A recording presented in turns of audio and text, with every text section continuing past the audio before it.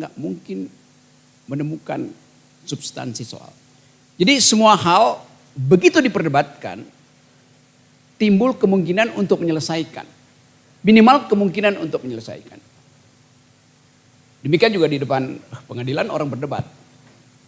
Tapi saya perhatikan pengadilan di Indonesia itu nggak ada debat. Karena problemnya udah diselesaikan di ruang belakang. Entah oleh panitera, entah antara lawyer. Jadi kita tidak menyaksikan debat akademik seperti yang kita lihat di film-film di Amerika atau di Eropa. Jadi sayang sekali tempat kita menguji pikiran itu pengadilan. Pikiran kita terhalang oleh perilaku-perilaku yang feodalistik gitu.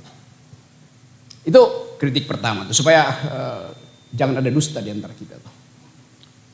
Yang kedua adalah tema hari ini yaitu environmental ethics.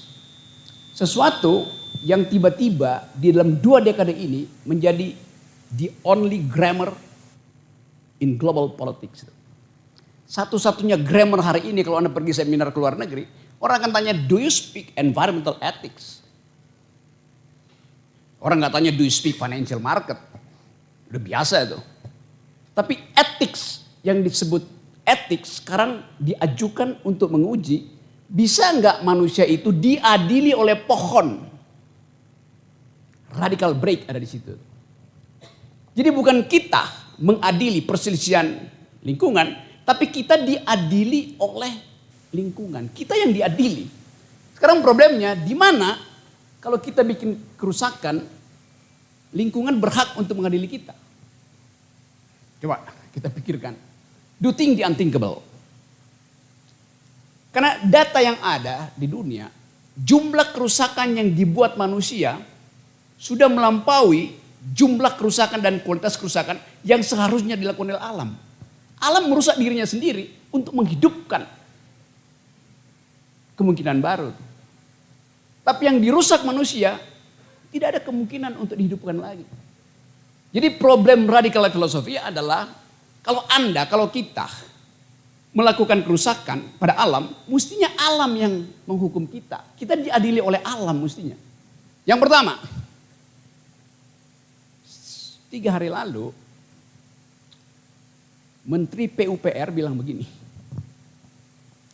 IKN itu pasti mangkrak. Karena nggak ada investor yang masuk. Yang ngomong tuh Menteri PUPR. Pertanyaannya, kenapa Menteri PUPR terpaksa mesti membuka problem? Padahal 2 minggu yang lalu Pak Jokowi masih jadi sales promotion boy. Jadi SPB bukan SPG.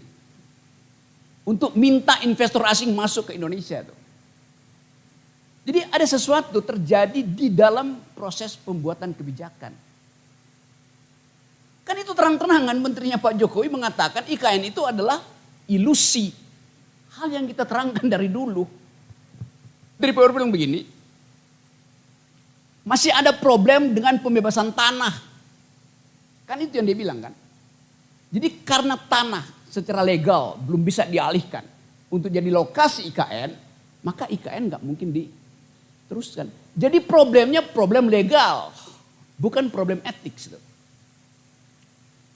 Problem etiknya adalah yang dikritik oleh civil society, oleh academician. IKN itu diputuskan tanpa AMDAL, itu soalnya. Beda keterangannya.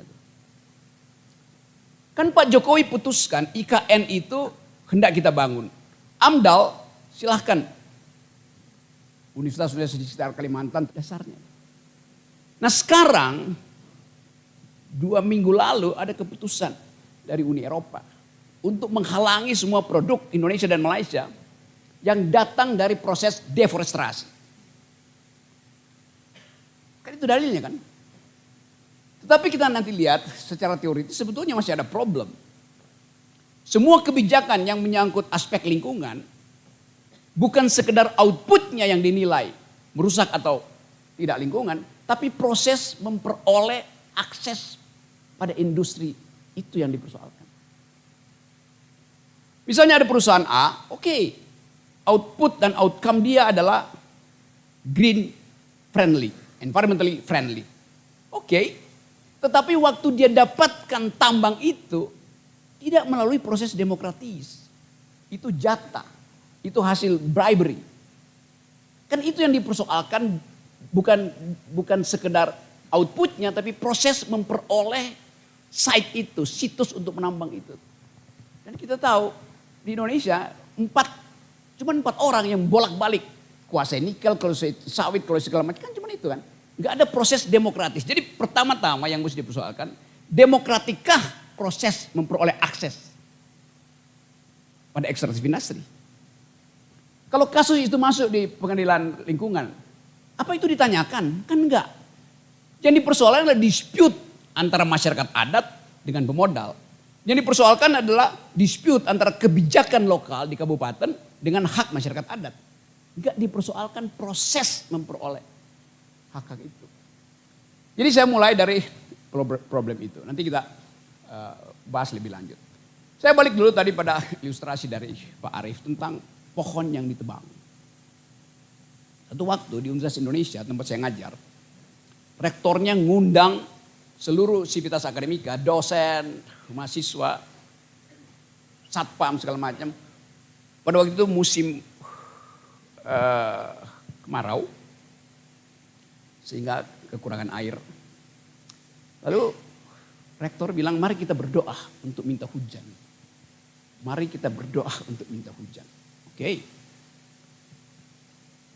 Kesan saya pertama, ngapain berdoa? Itu universitas adalah lembaga riset. Mestinya riset. Kenapa berdoa? Kenapa pada akhirnya minta tolong Tuhan sebelum ilmu pengetahuan bekerja?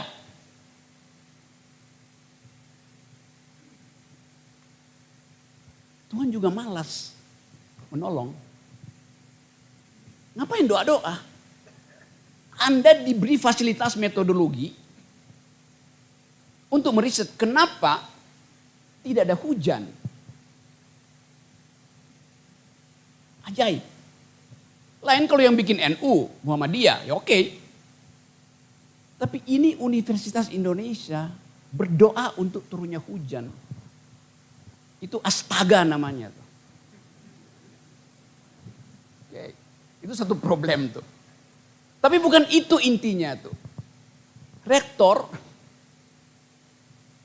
meminta berkumpul dengan mencetak undangan di atas kertas. Semua dosen dikasih surat undangan dalam bentuk fisik.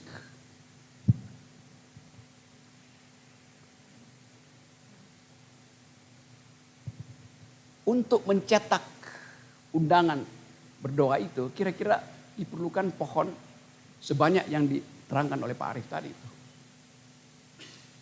Kan kita perlu tebang pohon untuk dapat kertas berim-rim untuk cetak undangan kan. Kenapa mesti cetak undangannya? Sebagai bukti bahwa hadir. Jadi dia nggak pernah mikir bahwa undangan yang dia buat pun itu artinya membatalkan tibanya hujan. Tapi nanti argumennya kan, ya kan itu lihat aja di UI kan nggak ada pohon yang ditebang. Apalagi kalau begitu ngeyelnya makin dungu. Ya tentu dia tebang dari tempat yang lain. Dan kita tahu berpikir ekologis artinya berpikir sistemik. Kan bahwa ruangan ini saya sebut ruangan MA. Ruangan MA. Tiba-tiba ada seorang hakim tangannya digigit nyamuk. Dia kesel, dia tepok nyamuk itu. Nyamuknya tewas. Inna lillahi wa inna ilaihi rajiun. Si hakim ini sebetulnya sedang membuat disertasi yang diajukan ke pemerintah Belanda untuk belajar tentang environmental ethics. Saya bikin thought eksperimen ya. Apa namanya? Eksperimentasi di pikiran. Hakim itu besok setelah dia tepuk nyamuk itu, dia nulis email ke pemerintah Belanda kapan disertasi dia itu bisa diajukan dan beasiswa bisa dia peroleh. Dia tunggu 2 minggu, datang berita, kami batalkan karena dokumen tentang disertasi dia tenggelam karena banjir masuk ke Amsterdam. Lalu dia maki-maki tuh. Dasar kolonial. Udah menjajah, sekarang membatalkan beasiswa. Itu yang terlihat di permukaan sebagai peristiwa. Kalau kita berpikir secara ekologis, kita bisa terangkan bahwa karena Anda tepuk nyamuk, maka Anda batal mendapat beasiswa. Lalu orang pikir mana hubungannya? Kalau ruangan ini, saya sebut ruangan MA, dengan suhu, ya mungkin ini suhu 18 derajat di sini. Suhu kamar pengantin.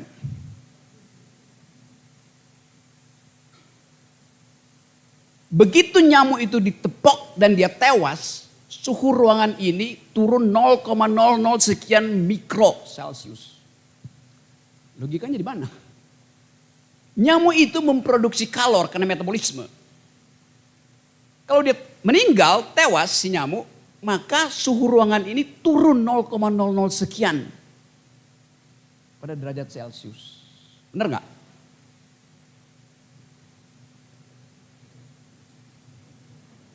Benar?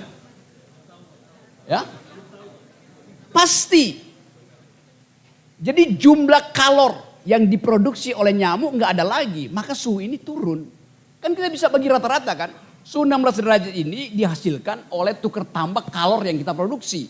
Panas yang kita produksi karena kita metabolisme. Kalau kita tiba-tiba semua ini tewas, suhu ruangan akan turun mungkin 14 derajat. Karena kita nggak memproduksi lagi kalor. Orang yang udah mati itu, dia jadi dingin, suhunya makin turun, suhu ruangan ini. Dapat logikanya tuh?